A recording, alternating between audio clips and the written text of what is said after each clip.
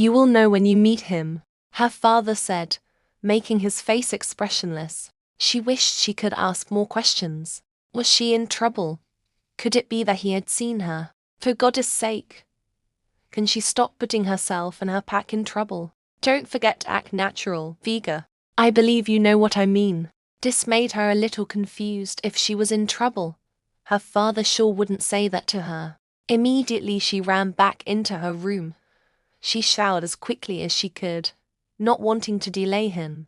As she was thinking of what to wear, she couldn't help but wonder for what reason the Lichen King requested her presence. She thought of what to wear. She initially picked up a blue flowery gown but immediately dropped it back down when she realized she had no reason to look good in front of him since he'd already mated to her sister. She had to understand that there was nothing between them anymore, even though it still hurt her like crazy to accept the fact. Before leaving the room, she did one most important thing, and that was to hide her scent.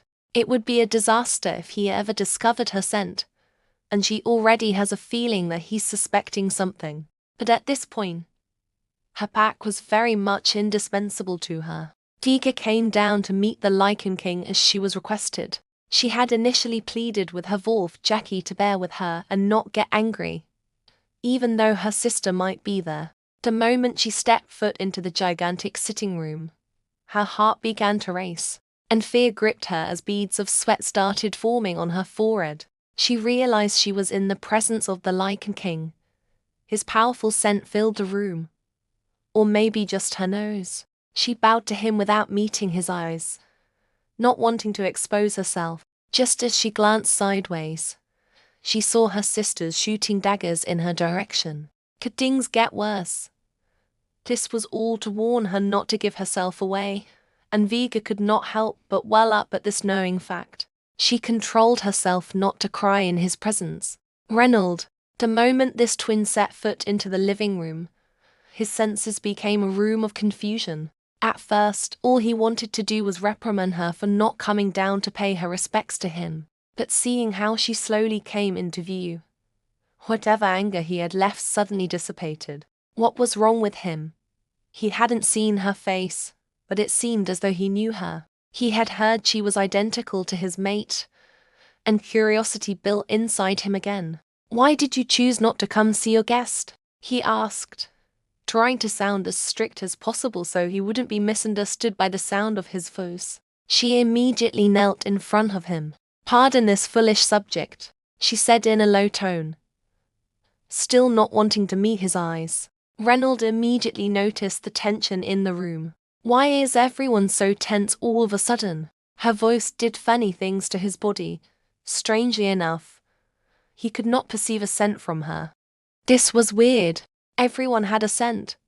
But why did she not have one? Could it be that she hid hers? That can't be. She had no reason to do that. He was curious to see how she looked. He could only see that she had the same color of hair as his mate, but he had yet to see how her face looked. "Raise your head when talking to me," he said in a simple but harsh tone. She slowly raised her head to meet him, and the moment he saw her eyes, his wolf panicked. He started getting restless like he used to. Her eyes were like a magnet, and he found it hard to tear his eyes off hers. He had suddenly forgotten the next question to ask, not until she spoke first. He couldn't help but notice her fair skin and how smooth her face and body were. She was fairer than all the models he had seen in his company. "Reynold, you have a mate already. You can't possibly be attracted to her twin no matter what. It is against the rule, for goddess sake." "My name is Vega, your highness." She must have thought he wanted her to say her name. Vega. Her name reverberated in his head. Reynold knew he was in trouble the moment he saw her. But what was more confusing was the scent. Where did the scent go? It was not as though he could explain his difficulty to anyone. This was a personal confusion. It was bad enough that the scent made his wolf crazy. Seeing his mate's twin had suddenly put him in an even tighter spot. What was he going to say to her now? Yes, of course. He requested to see her, and she's here. Your Majesty, it's getting late. Considering you have a long journey ahead of you. Arthur Blake said, taking him out of his thoughts. He gestured for her to get up, which she did, her eyes glued to the floor. He couldn't help but wonder if she was really reckless, just like the information he received. Furthermore, he knew he had to leave, but still, he couldn't help but wonder what secrets Vega held. He had suddenly become interested in her. But because she was his mate's twin, he did his very best to comport himself. He finally left with his mate Victoria, and just as they were leaving, he glanced back to take one last look at her, only to find her eyes watering. Could it be that she was crying? Suddenly his heart constricted in an unimaginable pain. The tears of Vega covered his senses. Why did he feel so bad seeing her tears, and for what reason was she crying? Maybe she was crying for her sister. But strangely enough, he never saw the two exchange words until they left. There must be something going on around the house that he didn't know of, because he also observed how nervous Arthur Blake became when he first requested to see Vega. It was as though he didn't want her to be seen by him. It's time to forget about his confusion since they were already heading to his kingdom, he thought.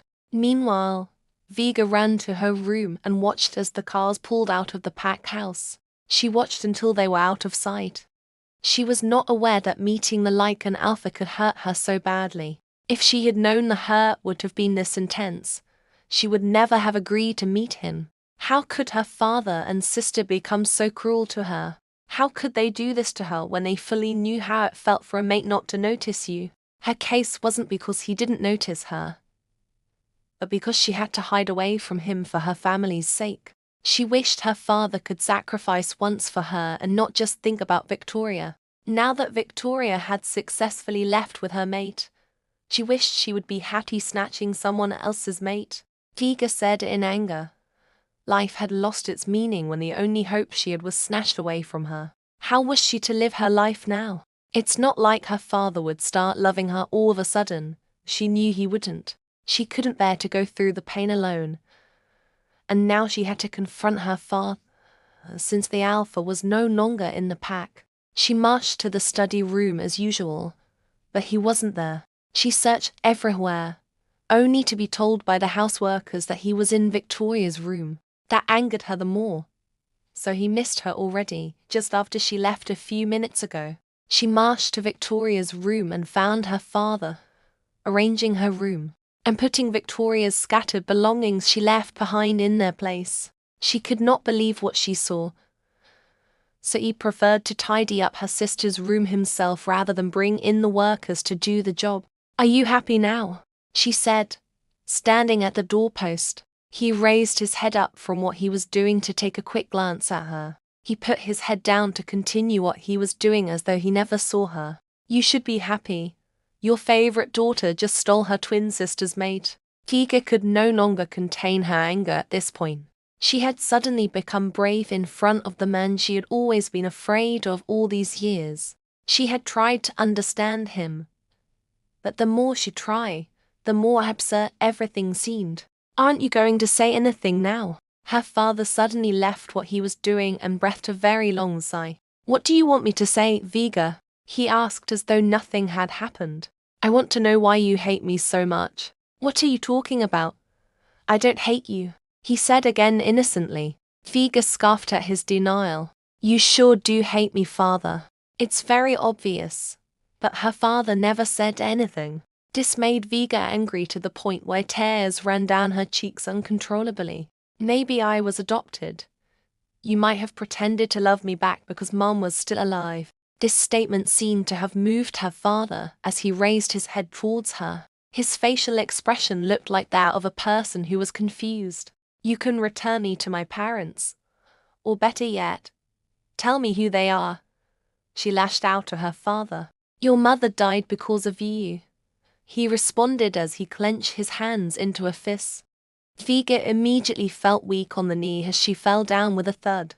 Her heart began to beat fast. She could not believe her father had said that. She raised her head towards him, and she saw him sitting on the floor. Tears were running down his cheeks. She could not believe her father could cry because it was her first time seeing him cry. Had she really misunderstood him this time?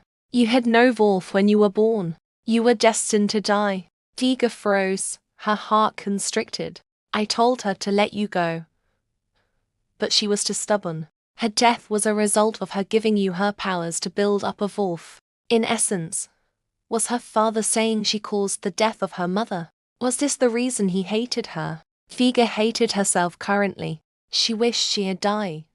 She wished her mom hadn't saved her. Maybe she would still be alive. She did not blame her father now. Who would want to have a child who caused the death of their parents? She deserved to be hated. Figa immediately ran out of her sister's room as she cried bitterly. She ran to her room and closed the door behind her. All she wanted to do was die. She should kill herself. This way she wouldn't have to remind her father of his mate's death. How could she not have known she was like a thorn in his flesh? She could not help but think that each time he saw her, he was reminded of the reason his mate died. Figa thought of what could kill her so quickly to end the pain. And suddenly, her wolf cried out, "Is this how you will repay her sacrifices for you?" Figa froze. Indeed, she had been stupid. How could she not have thought of this? Her mother certainly did not give her life, only to end up ruining it because of her emotions. What was she to do now, when her father always got reminded of his pains whenever he saw her? For more stories, subscribe to the Romance Library. Thank you for watching.